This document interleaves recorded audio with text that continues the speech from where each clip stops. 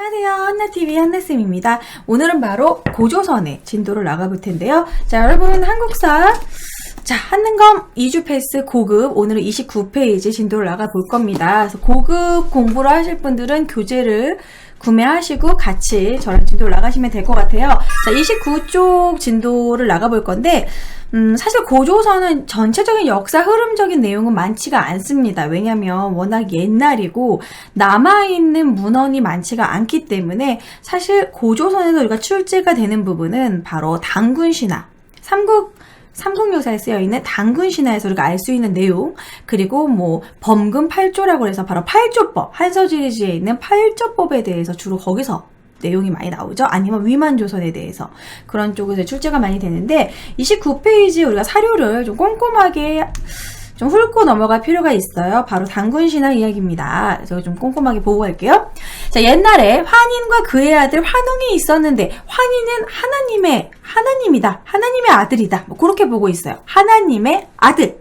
환인이 하나님. 그의 아들 환웅. 여기서 1번은 뭐를 알 수 있냐면 바로 선민사상을 알 수 있죠. 아버지가 삼위 태백을 들여다보니 널리 인간을 이롭게 할 만하다. 널리 인간을 이롭게 하다. 홍익인간. 바로 건국이념 알 수 있겠죠? 그 다음에 아들에게 천부인 세계를 주어 다스리게 하였다. 환웅은 무리를 삼천을 끄고 태백산 꼭대기 신단수 아래에 내려가 풍백 우사 운사 풍 바람 풍 우사 비 우 운 구름 운 비바람 구름은 어디에 영향을 주는 거냐면 모두 농경사회에 영향을 주는 겁니다. 그래서 풍백 우사 운사가 농경사회를 알려주고 곡식 그리고 수명 등을 주관하여 세상을 다스렸다. 여기서도 농경사회를 할 수 있겠죠? 그때 곰과 호랑이가 같은 동굴에 살면서 사람이 되기 빌어오르잖아요. 곰과 호랑이는 토테미즘을 할 수 있겠죠? 그 중에서 곰이 성공을 하게 됩니다. 이 부분은 우리가 곰부족과 호랑이 부족이 있는데 결국 곰부족에 의해서 통합됐다. 뭐 그렇게 해석할 수 있겠죠. 마늘하고 쑥 이야기는 아실 것이고. 자, 5번. 환웅과 혼인했다.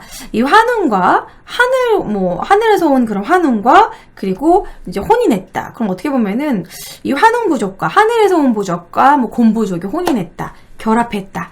이렇게 통합됐다라고 부족 통합적으로 이해하면 될 것 같고요. 이름을 단군 왕검이라고 했다. 6번. 단군 왕검이라는 것 자체가 단군의 단자는 박달나무 단자라고 그래가지고 이게 좀 제사를 지내는 사람을 단군이라고 했어요.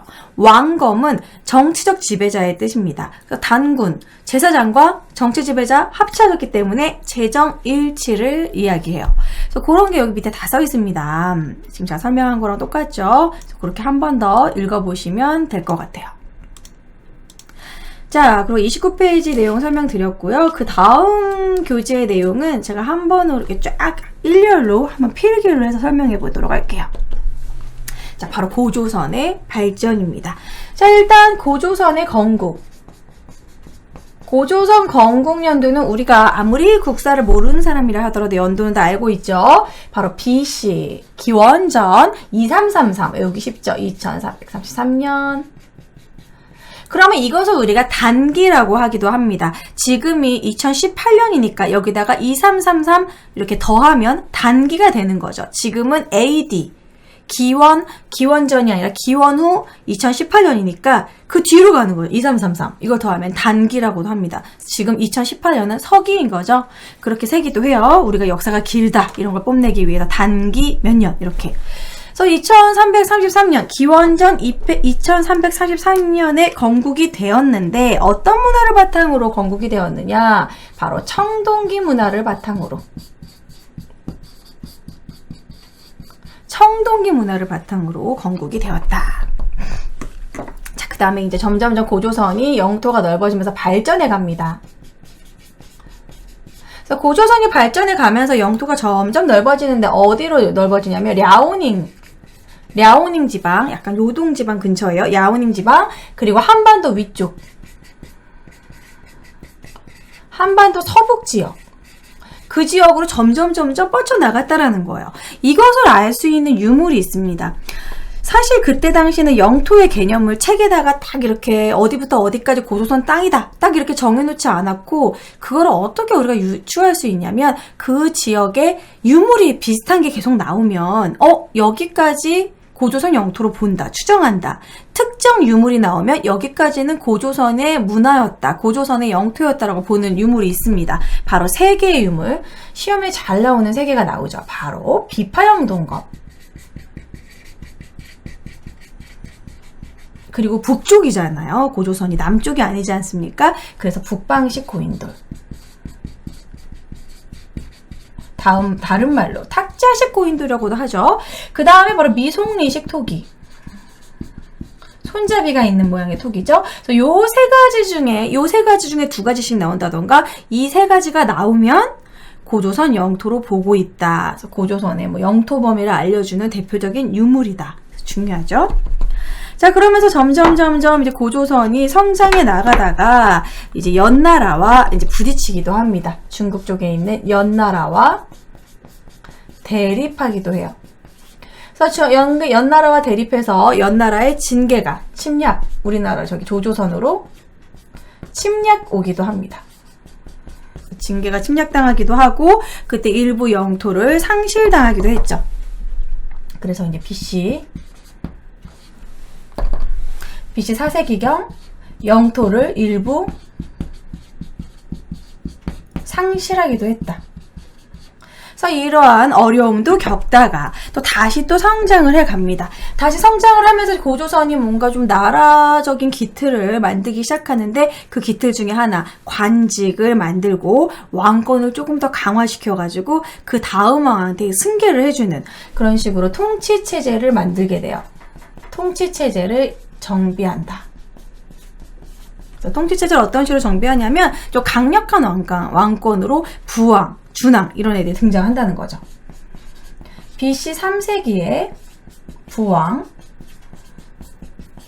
준왕이 등장한다. 그래서 이제 강력한 왕권을 가지고 등장을 하고, 그 밑에 이제 여러 관직을 두었는데, 대표적인 관직이 상, 대부, 장군, 이런 관직도 만들었다. 관직을 설치했다. 이런 식으로 점점 통치체제, 계급 같은 제도를 만들었다라는 거예요. 자, 그런 분위기에서 고조선에 큰 변화가 있습니다. 이 부분 정말 중요해요. 바로 그 전까지는 청동기였는데, 청동기에서 철기로 바뀌게 되는 바로 위만조선 시기죠. 위만이라는 사람은 중국에서 온 사람인데 이때부터 고조선으로 봐야 되나요? 이런 얘기를 많이 물어보는데요. 위만의 뭐 복장이 동이족이었다 그런 얘기도 있고, 그리고 위만이 내려오고 나서 이제 왕이 위만으로 바뀌었지만 그 뒤로도 국호를 계속 고조선으로 사용을 했고, 고조선의 그런 관직들, 이런 뭐 상대부 장군이 바뀌지 않았기 때문에 고조선의 연장선으로 봐도 좋다, 그렇게 보고 있어요. 그때부터 우리는 그래서 그 전의 조선과 다음 조선을 나누기 위해서 위만조선이란 명칭을 사용하죠. 자, 그래서 이제 위만조선으로 넘어가겠죠. 자, 위만조선으로 바뀌기 전에, 위만이라는 사람이 내려오기 전에는 그 중국이 조금 혼란스러운 시기였어요. 그래서 이때 중국의 진에서 한으로 넘어가는 교체기였다. 진한 교체기에 위만이라는 사람이 내려와서 우리 이제 이어가는 거죠. 그래서 뭐 연도로 말하면 BC 194년. 그래서 위만조선이 시작되었다. 그래서 이제 위만조선이 내려오고 나서 준왕이 원래 있었잖아요. 그래서 위만이 내려오고 나서 준왕은 진 거죠. 위만한테 좀 왕위를 뺏긴 거죠. 그럼 준왕은 어디로 갔을까? 준왕은 남쪽으로 내려가서 진이란 나라를, 그러니까 중국의 진나라도 있었지만 우리나라도 밑에 진국이라고 다른 진이란 나라가 있었어요. 그래서 남쪽으로 가서 진나라를 세우게 됩니다. 그래서 준왕은 밑으로 남하에서 진을 세우게 된다. 남하에서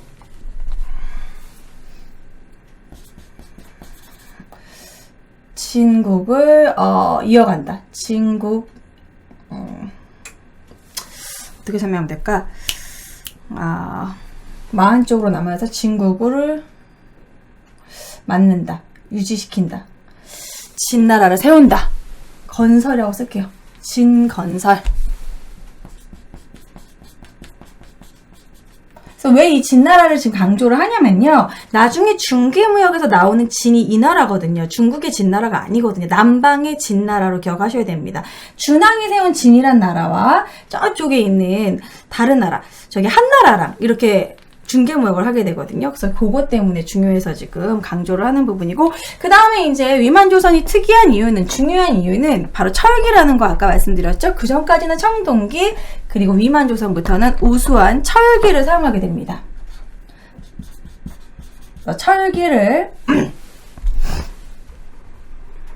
철기를 수용하게 되면서 철기 문화를 받아들이게 되면서, 자, 철기는 바로 농업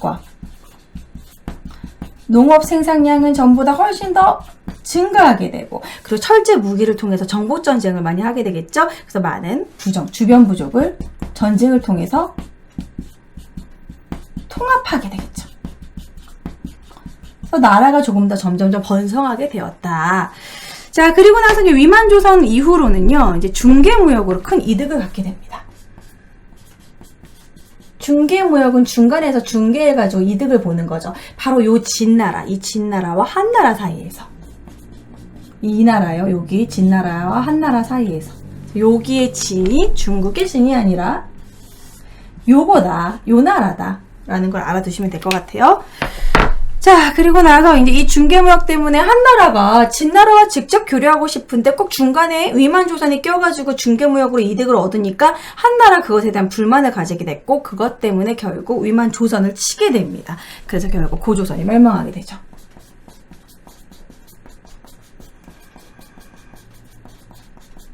고조선이 결국 멸망하게 되고, 이제 여긴 BC 194, 이건 BC 108년에 멸망을 하게 되고, 왕검성이 함락.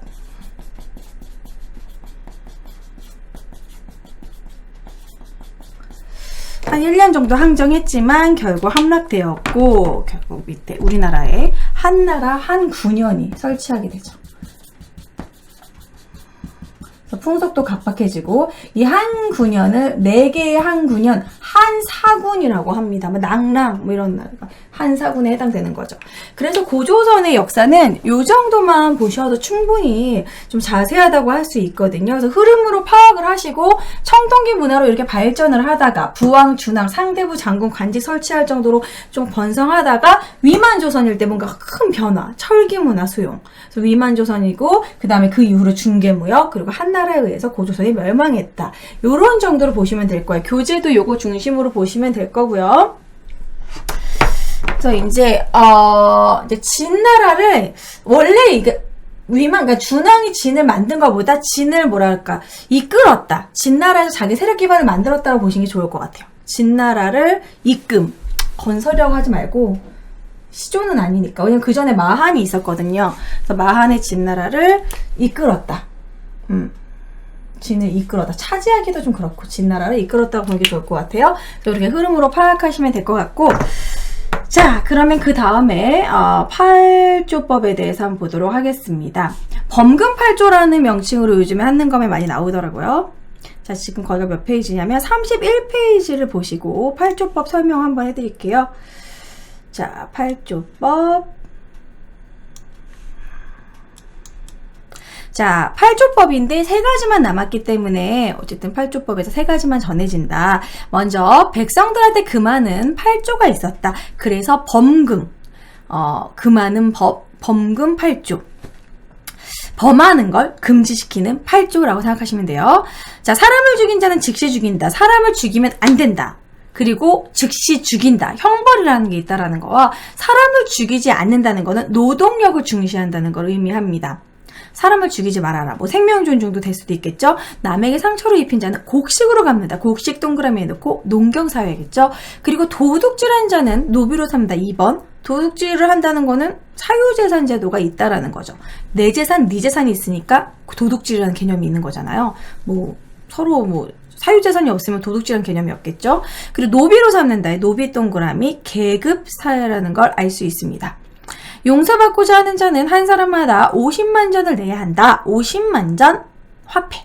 화폐라는 걸 사용했구나 이렇게 알 수 있고, 용서를 받아서 뭐 부끄럽게 생각했다. 혼인을 하고자 해도 짝을 구할 수 없었다. 그래서 백성도 도둑질하지 않아 대문을 닫고 사는 일이 없었다. 그 다음에 4번 여자는 모두 정숙하여 음란하고 편법된 짓을 하지 않았다. 여자는 정숙, 약간 좀 가부장적인 부분이 있었다라고 볼 수 있죠. 한서지리지에 남아있는 바로 8조법입니다. 역시 밑에도 다 설명을 해놨어요. 뭐 형벌 존재, 뭐 노동력 중시, 농경 중시, 농업사회이기 때문에 계급분화, 사유재산제, 화폐 사용, 가부장적 사회로 추정한다. 이렇게 보고 있습니다. 요 정도 아시면은 8조법에 대한 문제가 나와도 어려울 게 없을 거예요. 자, 이렇게 8조법이 있다가 나중에 한군현이 설치되고 나서는 이 법조항이 별로 8개밖에 없었는데 60여 개로 증가해요. 60여 개 조로. 그만큼 각박해졌다는 걸 알 수 있겠죠? 그래서 고조선에 대해서 전체적으로 설명을 했고요. 고조선은 아까도 말씀드렸지만 항상 3군데서 나옵니다. 단군신화 해석하는 거, 그리고 8조법, 그리고 이런 흐름에서 뭐 위만조선에 대한 부분, 위만조선이 철기라는 부분, 이 부분을 중심으로 공부하시면 될 것 같고요. 중급하고 비교했을 때 그렇게 큰 차이가 나는 난이도 부분은 별로 없는 것 같고, 아까 말씀드린 것처럼 삼국유사 그리고 한서지리지 사료 부분을 꼼꼼하게 보시면 충분히 문제 푸는데 별로 어렵지 않으실 겁니다. 자, 다음 여러 나라의 성장으로 넘어가 보도록 할게요.